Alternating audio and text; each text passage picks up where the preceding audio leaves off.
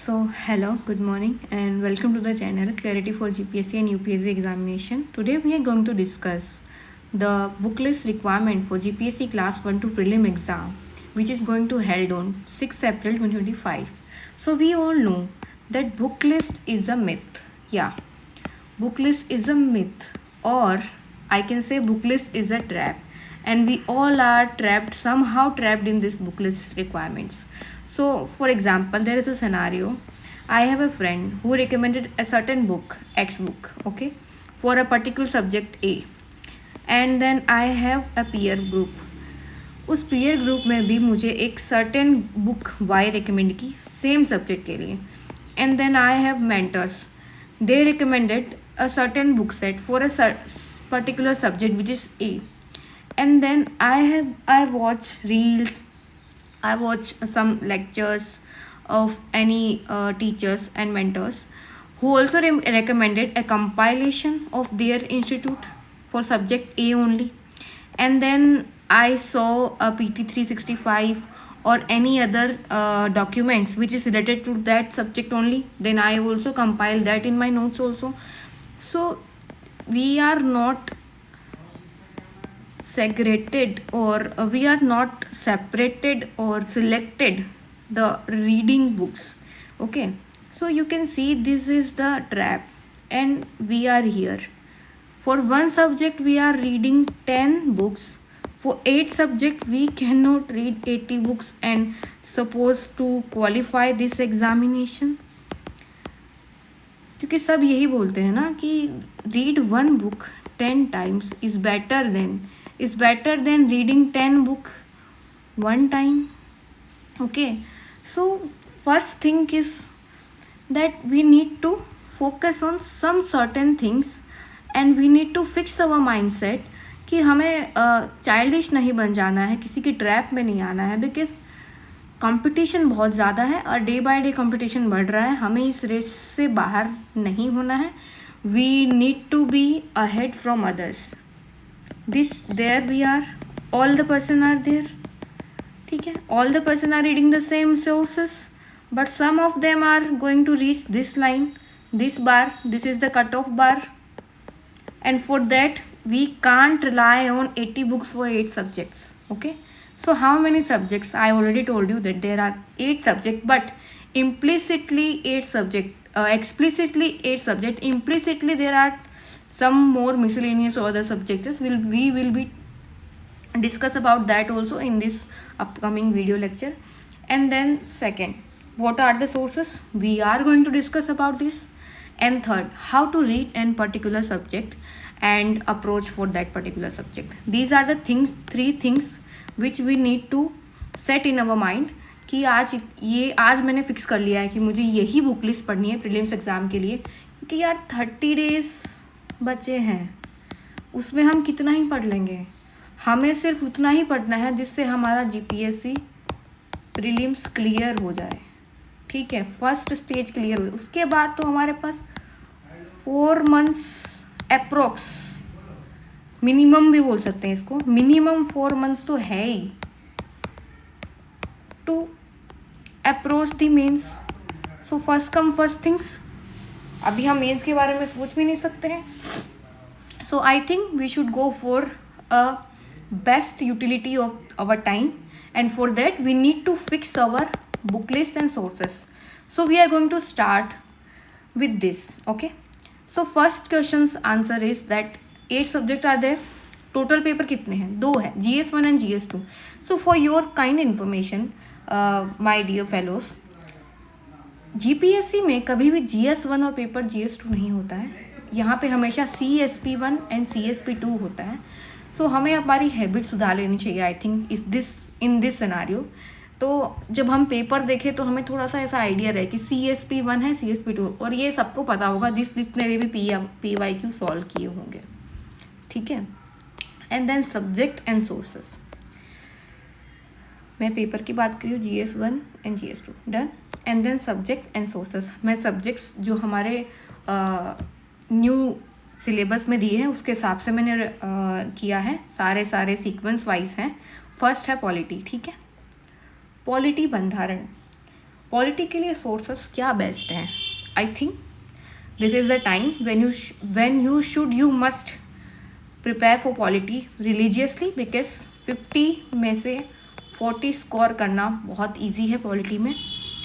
बहुत सारे factual questions भी आते हैं, बहुत सारे कॉन्सेप्चुअल भी आते हैं, और मे बी इस बारी से थोड़ा कॉन्सेप्चुअल बढ़ जाएगा, सो थोड़ा हॉलिस्टिक स्टडी करनी पड़ेगी। इसके लिए हमें एम लक्ष्मीकांत पढ़नी है, यस, सिलेक्टिव रीडिंग करनी है, जो इम्पोर्टेंट है वही पढ़ना है। अब इम्पोर्टेंट क्या है वो कैसे पता चलेगा? PYQ सॉल्व करने से पता चलेगा।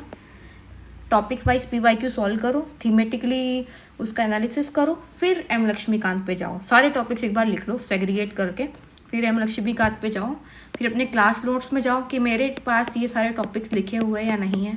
नहीं लिखे हुए तो ऐड कर दो, फिर सेल्फ नोट्स बनाओ। अगर बना लिए तो वेरी गुड, उसमें एडिशन कर दो, वैल्यू एडिशन कर दो।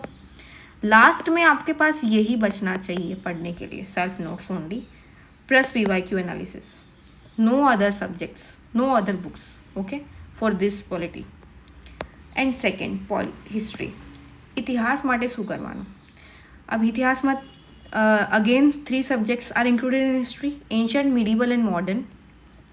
सो एंशियंट के लिए बहुत ही इम्पॉर्टेंट एंड बहुत ही जनरलाइज बुक है RR Sharma, class 11th NCERT, बहुत ही डिसेंट तरीके से लिखी हुई है। आप इसके क्वेश्चन भी सॉल्व करो, और इसके क्वेश्चन में सिर्फ MCQ पे जाना आप अभी के लिए, क्योंकि वो बाकी मीन्स के क्वेश्चन है उसके अंदर। RR शर्मा की बुक को इस तरीके से पढ़ो कि वहाँ का जो कंटेंट है, वो जो फैक्चुअल कंटेंट है वो आप वहाँ से निकालो, और कॉन्सेप्चुअली क्लियरिटी रखो। यहाँ पे IVC से लेके आपको हर्षवर्धना तक का सारा कंटेंट मिल जाएगा इजीली, और इसके बाद में आपके पास क्लास नोट्स होंगे आपके, जो आपने अभी तक प्रिपेयर किए होंगे, क्योंकि ये 30 डेज़ पहले की बात कर रही हूँ मैं। So you have this class notes, any compilation for any institute, वो भी चलेगा एंशियंट के लिए। सेल्फ नोट्स बनाने हैं, इट इज़ इम्पॉर्टेंट। इसमें आप बस वो चीज़ें लिखो जो आपको याद नहीं होती है, नॉट ईजी टू मेमोराइज, ठीक है। PYQ एनालिसिस करो, उसके हिसाब से आप अपने क्लास नोट में एडिशन कर दो। फिर सेल्फ नोट्स जो आपके बहुत छोटे होने चाहिए, एक पेज पे बहुत सारी इन्फॉर्मेशन, जो आप एग्ज़ाम हॉल जाने से पहले पढ़ सकते हो। Then we are going to discuss about medieval history. Same Satish Chandra है, सतीश चंद्रा सर की बहुत ही अच्छी बुक है, क्लास 11th की NCERT है। ओल्ड वाली लेना प्लीज़ गाइस, बहुत अच्छी लिखी हुई है। हाँ, थोड़ी सी बल्कि लगेगी, बट उसमें भी सिलेक्टिव रीडिंग करनी है। सिलेक्टिव रीडिंग अगेन मैंने आपको बताया कि PYQ एनालिसिस करो, सिलेक्टिव रीडिंग करो और आगे बढ़ो, और सब्जेक्ट कवर हो जाएगा। क्लास नोट्स है तो ठीक है, नहीं है तो कंपाइलेशन किसी भी इंस्टीट्यूट का मिडीवल का आप ले सकते हैं। सब में एक ही जैसा कंटेंट होता है, किसी में ज़्यादा होता है, किसी में कम होता है। सो इसमें क्वेश्चंस की जो वेगनेस बहुत ज़्यादा होती है, तो आप इस पर स्टिक रहो एक कंपाइलेशन पे, और उसी कंपाइलेशन में आपके PYQ एनालिसिस डाल दो। PYQ एनालिसिस करो, फिर सिलेक्टिव रीडिंग करो, and medieval be over. Then we are going to talk about modern history. In modern history what we need to do is the Bible of modern histories. Everyone says the polity is Bible of Constitution. Okay, I said it wrongly. I said it right. Polity is the Bible for the Constitution. So, and modern history. Spectrum आपको पढ़नी है. Spectrum is the need of the hour. Why? Spectrum में से आप देख सकते हो कि I guess 70 to 80% question directly आ रहे हैं, यहीं से आ रहे हैं GPSC में भी। सो आप 20% के लिए मत भागिए, ठीक है। पहले आप ये क्लियर कर दो, clarity for this only. Spectrum में आप समरी पढ़ो पहले, फिर चैप्टर पे जाओ। पहला चैप्टर पढ़ के समरी पे मत जाओ, आप समरी पढ़ो, फिर चैप्टर पे जाओ, फिर वापस समरी पढ़ो, और उसके बाद में समरी में ही एडिशन कर दो जो भी आपने नया पढ़ा है। उसके बाद में आप PYQ सॉल्व करो। ये 2 बार रीडिंग करने के बाद you have to solve the PYQs जब आप सॉल्व कर देंगे, जब आप PYQ अच्छे से सॉल्व कर देंगे, then you are ready to go for test series और एनीथिंग। बिकॉज मॉडर्न हिस्ट्री एक ऐसा सब्जेक्ट है जिसको आपको एक बार कॉन्सेप्चुअली क्लियरिटी हो गई, उसके बाद में आपको वो बार बार देखने की ज़रूरत नहीं पड़ेगी। नो डाउट फैक्ट्स आपको थोड़े याद करने पड़ेंगे, यहाँ पे भी आप ल्यूसेंट का यूज़ कर सकते हैं for more facts. Class notes is must for modern history. And then what, self notes आपको एट दी एंड चाहिएंगे ही, जो कि 10 पेज से ज़्यादा नहीं होने चाहिए। इफ़ यू हैव लाइक मुझे याद नहीं होता, लिखने से याद होता, तो 20 to 30 पेजेस जो आप प्रीलिम्स से पहले रिवाइज कर सको. These are the things which you must have on your table with you before the examination. And then art and culture. So this is the subject where everyone's hope lies. So in art and cultures, what we need to do is first is Nitin Singhania. That is the book. Please open kar do. Okay. Sorry for the disruption. So for that, first subject is Nitin Singhania. That is selective reading. Okay. So from this book, we need to do selective reading for art and culture. And what we need to do in this particular book, so this is the bulkiest book which we have, and from this book we cannot fetch the marks of our hope. So what we need to do is again go to the PYQ analysis and attach this PYQ analysis to the selective reading, and then you have to read the book once, twice and thrice. Then you come to the conclusion that in this book also I do not have much content which is required for the MCQ perspectives. So what you do, then go to the PYQ and analyze. And if you find something which is not written in this book, we have Google, we have AI. Okay, search it and add it on your class notes. And again, what is the most important thing in the last what you are need to do is self notes. Self notes is the must for this. At the end of the time, or at the need of the hour, what is the need, that self notes is the must. And how to prepare self notes, I told you that 5 to 10 pages before the prelims, so it is easy to grab. Okay, because our mind is like, we need some smaller perspectives like 1-2 pages, 3 pages. So according to that, our mind works and it boosts our dopamine, and then we read again and again. So I told you that unless reading for 10 books for one particular subject, read 10 times. So this is the thing which we need to do for art and culture. Again, it is a subject which have 50 marks in our prelims examination. So we need to set our target, और accordingly हमें वैसे ही read करना है इसको, नितिन सिंघानिया को. Selective reading is must for this. Do not fetch the trap. Okay, and then we are going to discuss about maths and reasoning. This will be the last subject for GS1 examination of GPSC class 1-2, and in what we need to do in this particular subject. So this is the subject which we have for this particular subject. You can see any maths conceptual book or class 6 to 10th NCERT. If your maths is weak, then you can go for this. If you have a nitty-gritty, or if you have good enough knowledge about this subject, so you can go with any conceptual book and solve the PYQs. Then you solve the test series, and then you cover all these aspects. And then class notes is the must. If you have enrolled yourself in any classes, you must stick to that classes only. If you have any doubt, you can ask to your mentorships. And then practice PYQ. Practice is must for these subjects, maths and reasoning, because you practice more, you will get more questions where you have more doubts. And for clearing your doubts, you should have your mentor with you, or any elder siblings who have this good maths and reasonings. I think IIT one. And then we are going to talk about economy. Okay, so we entered in our paper 2. So what are the things which we can do in this subject? So in economy also, one book, one resource is Nitin Singhania sir books. It is written very good way, It is a bulky book, but it has lots of diagrams and lots of clarity. I have read this book twice. And please do not go pages by pages in this book. You should prepare this economy topic wise.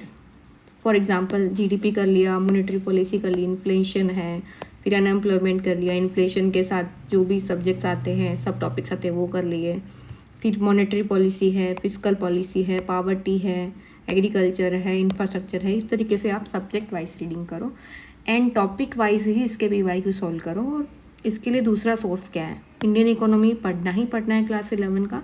And then macro economics.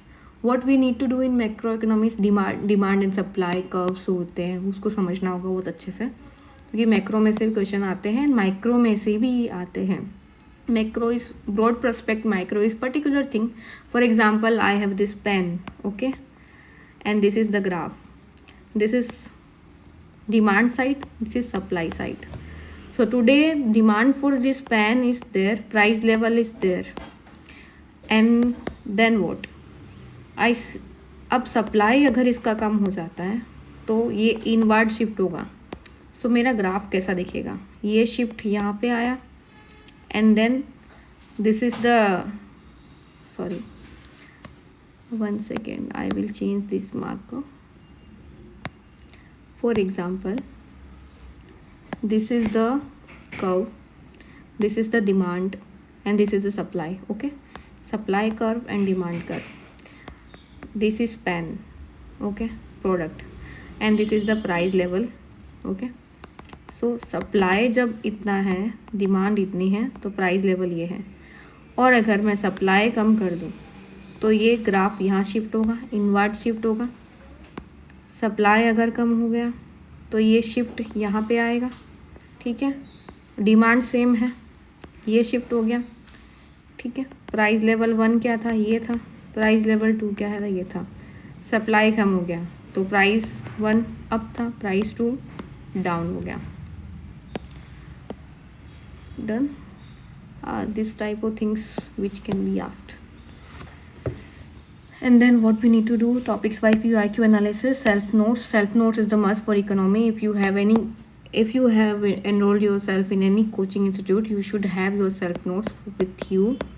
Self notes is the must for economy because economy is subject everyone teaches differently, and it's upon you that how you inculcate this skill in yourself. So economy के लिए अलग अलग चीज़ों से, अलग अलग जगह से नहीं पढ़ना है. कोई लोग कृणाल सर से पढ़ते हैं, बेस्ट टीचर है आई कैन से. कोई लोग अभी शिविन सर से पढ़ रहे हैं. Again Shivin sir is the best for economy.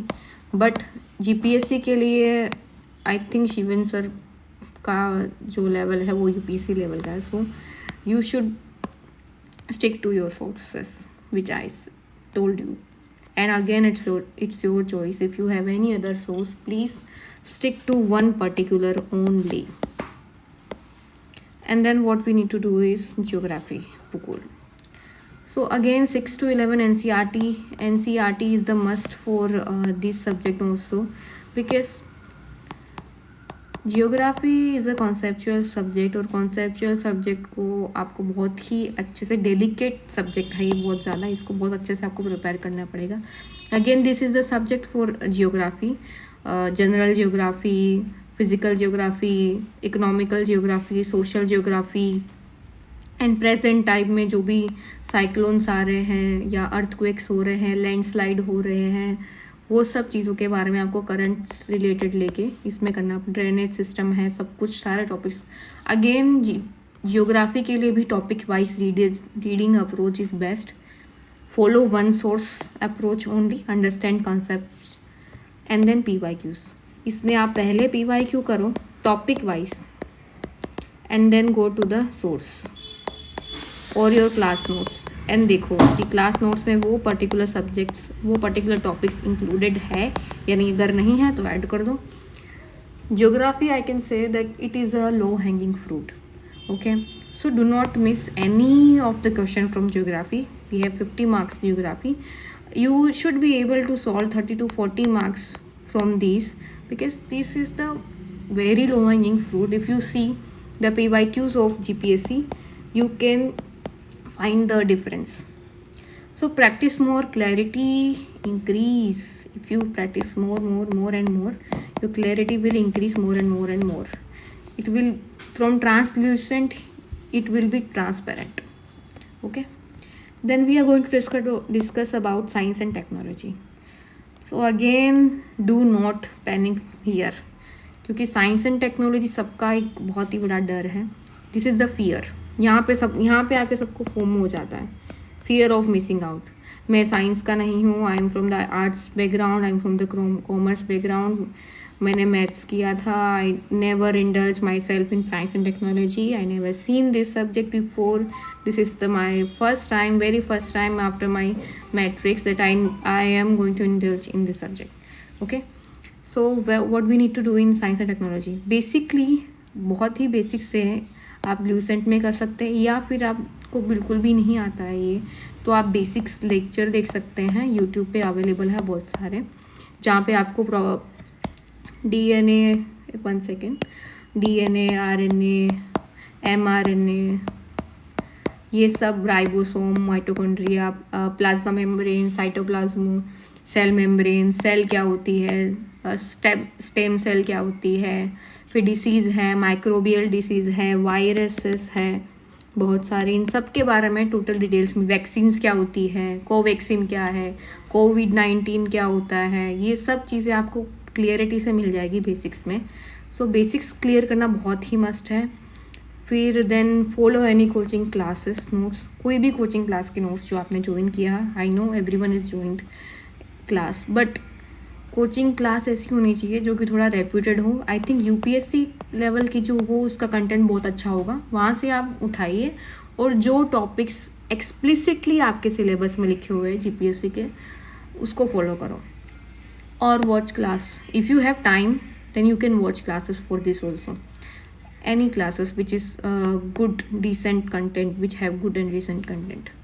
So compilation कर सकते हैं आप किसी भी इंस्टीट्यूट का, बट साइंस एंड टेक्नोलॉजी अगर आपका एक बार बेसिक क्लियर हो जाता है, सो यू हैव आइडिया, आप 50-50 तक तो पहुंच ही जाओगे with their basics only. And then current affairs oriented आप पढ़ाई करो, करंट अफेयर उठाओ, ठीक है, लास्ट के 1 साल का, उसमें से टॉपिक लो, उसका बेसिक्स क्लियर करो, कंप्लीट हो जाएगा. साइंस एंड टेक्नोलॉजी भी PYQ एनालिसिस करो, अपने नोट्स में ऐड करो. This is the strategy for science and technology. Again मैं आपको इसके लिए सॉल्व कर देती हूँ एक बार फिर से. सो साइंस एंड टेक्नोलॉजी में हमें क्या करना है, बेसिकली नंबर 1 बेसिक्स पे जाना है सबसे पहले, ठीक है, नंबर 1. नंबर 2 एडवांस लेवल के लिए हमें क्लासेस करनी पड़ेगी. नंबर 3 PYQs करने पड़ेंगे. नंबर 4 करंट अफेयर्स करने पड़ेंगे. And this should be attach with this.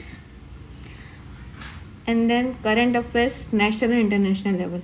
So this is the subject which is not mentioned explicitly, but implicitly it is mentioned with polity subject. Okay,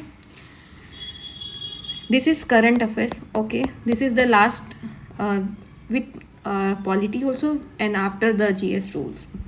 So current affairs में क्या करना है, national and international level पे अभी क्या चल रहा है, क्या मेजर चेंजेस हो रहे हैं, मेजर वॉर्स जो चल रही है उसके बारे में.